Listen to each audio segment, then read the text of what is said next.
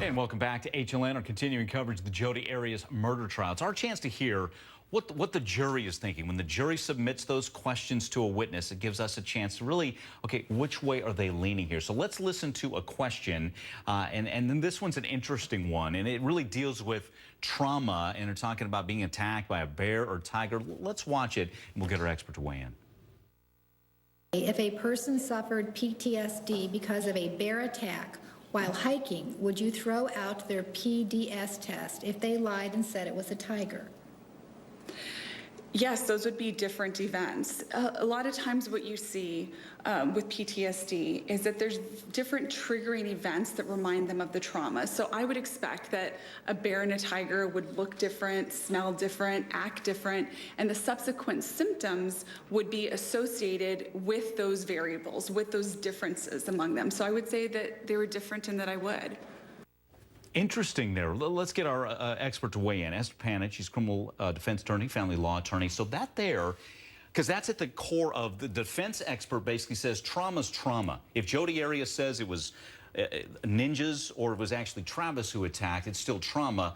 Janine DeMarty says no. You can't base a diagnosis on a made-up event. So what's your take? What do you read from the jury on with that one? Well, I read from the jury that they really want to learn about the psychological background of Jodi and how the tests could come out depending on what variables Jodi gave them. So I find that this jury is very well thought out and is asking incredibly deep questions to try to understand where the psychologists are coming from. I also think that they are willing to accept a post-traumatic stress disorder diagnosis, even if Jodi lied about the underlying facts. It seems that it may not matter to them what the trauma was, as long as there was trauma. Could you get the same diagnosis? So your take could be a killing is trauma, period. Whether it was her killing Travis, which is what she claims now, although be it in self-defense, or even if it was based off the earlier stories, or specifically the ninjas, yes, right? Yes, Okay. Trauma is trauma. And they don't seem to be, they're asking open-ended questions. They're not asking leading questions. So it's a little hard to gauge exactly where they are, but it seems like they're open to the diagnosis of post-traumatic stress disorder. Let's listen to another one, and let's keep in mind for everybody as well, not all jurors ask, so this isn't like a consensus from the jury. We're not sure how many are asking. We don't know that, but still we kind of try and read the tea leaves as we listen. Let's listen to this other question.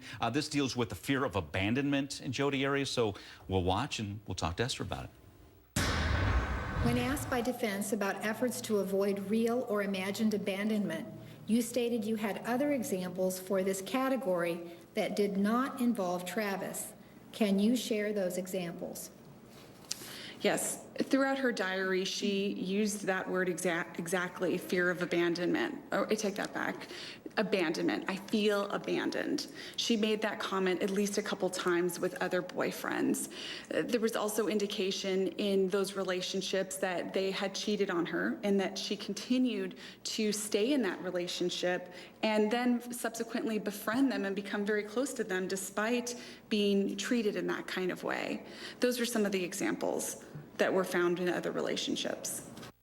All right, Esther, fear of abandonment. How big is that? Because the prosecution would like the jury to believe she's going to cling to Travis Alexander no matter what. She's going to make one last attempt to try and grab him and make him take her to Cancun, so on and so forth. Well, it seems interesting because that fear of abandonment is apparently a trait of borderline personality disorder and not necessarily post-traumatic stress disorder. In the women that I know that I've represented in domestic violence cases, fear of abandonment does not seem to be one of the top issues that they have.